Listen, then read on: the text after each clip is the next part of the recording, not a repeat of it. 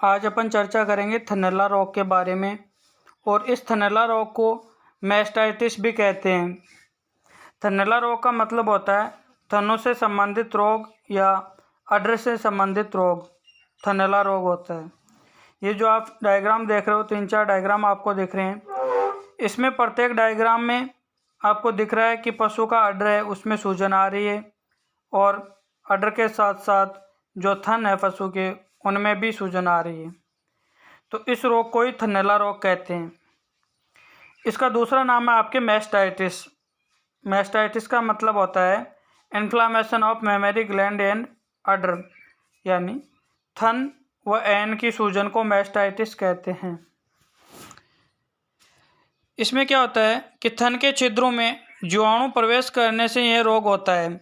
जो थन है, इन थनों के जो छिद्र होते हैं, इन छिद्रों के माध्यम से जो रोग कारक है वो थन में प्रवेश कर जाता है और उसके कारण यह रोग होता है। इस रोग में पशु की गादी और थन प्रभावित होते हैं। ये नॉर्मल थनैला रोग होता है, आपको वो बता रहा हूँ मैं।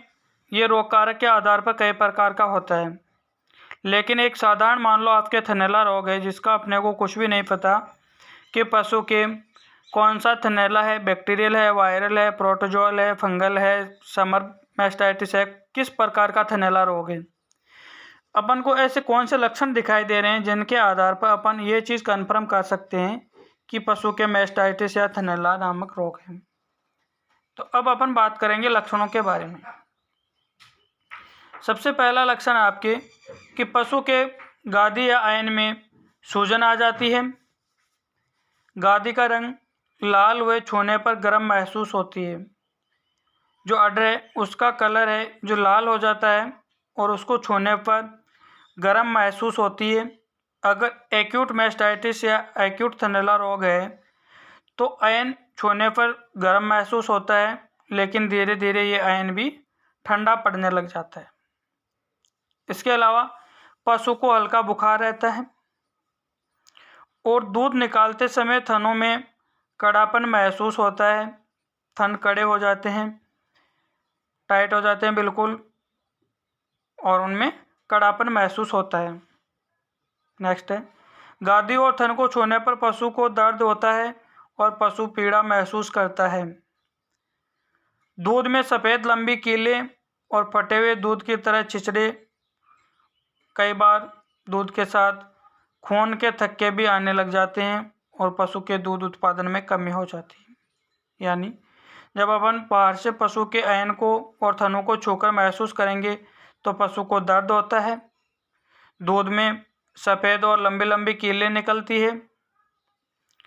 इसके अलावा दूध फटे हुए दूध जैसा हो जाता है जिसमें छिचड़े दिखाई देते हैं, और कई बार दूध के साथ खून के थक्के भी आ सकते हैं और पशु का दूध उत्पादन कम हो जाता है।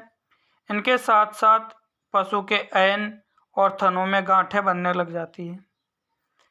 इन सभी लक्षणों के आधार पर अपन कन्फर्म कर सकते हैं कि पशु के मैस्टाइटिस या थनैला नामक रोग है वो किस प्रकार का है।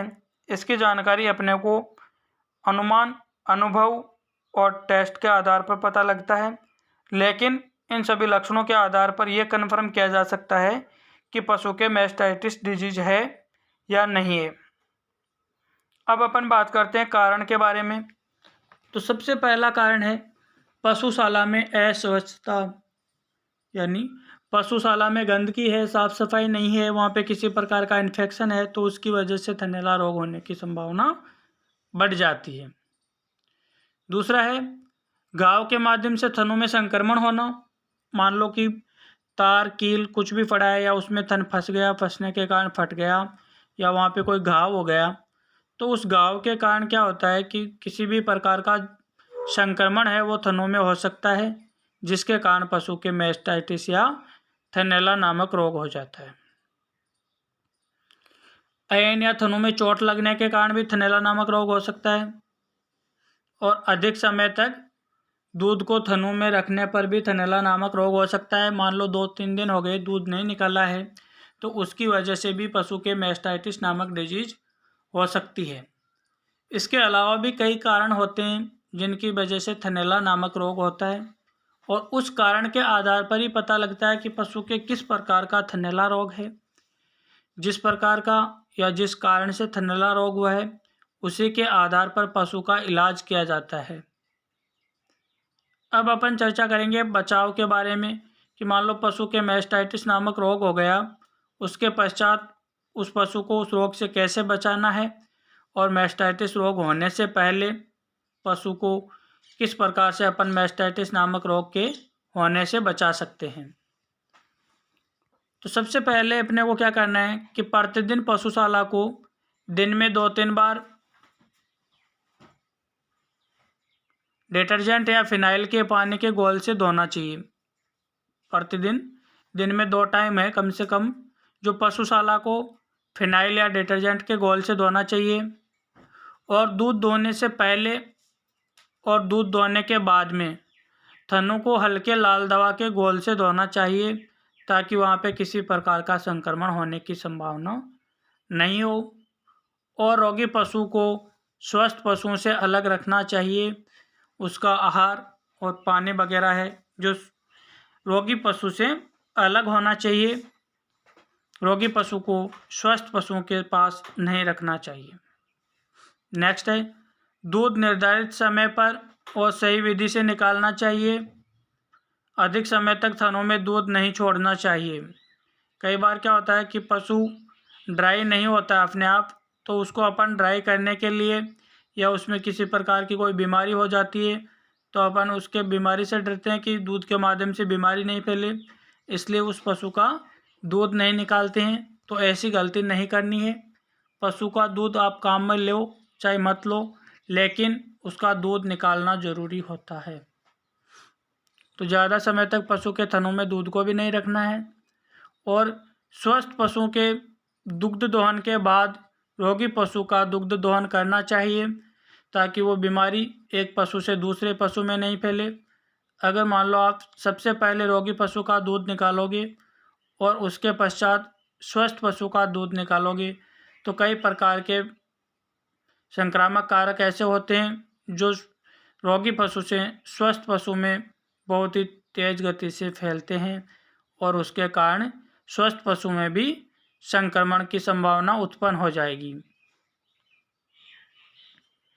इसके अलावा रोगी पशु का जो भी दूध होता है उस दूध को उपयोग में नहीं लेना चाहिए।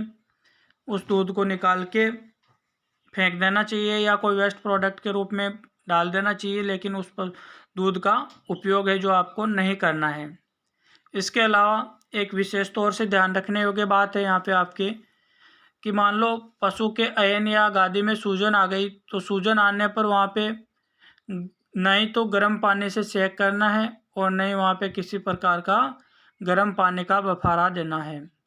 इससे क्या होता है कि पशु का अयन है वो खराब हो जाता है और वहाँ पे संक्रमण और ज़्यादा बढ़ने की संभावनाएं हो जाती है और वो पशु ठीक नहीं हो पाता है। तो काफ़ी हद तक पशुपालक को समस्या का समाधान या सामना करना पड़ सकता है और काफ़ी आर्थिक नुकसान भी हो सकता है। तो जब भी पशु के ऐन में सूजन आती है तो वहाँ पे गर्म पानी का सेक बिल्कुल भी नहीं करना है, नहीं किसी प्रकार के गर्म पानी का बफारा देना है। ये थनैला रोग के कुछ लक्षण, कारण और बचाव थे और इन लक्षणों और बचाव के आधार पर अपन पशु को थनैला रोग से बचा सकते हैं। अगर मान लो ये जो भी 8-10 लक्षण मैंने बताए हैं ये लक्षण आपके पशु में दिखाई दे रहे हो तो उस पशु के मैस्टाइटिस या थनैला नामक रोग है और उस पशु का तुरंत प्रभाव से इलाज शुरू करवाना चाहिए।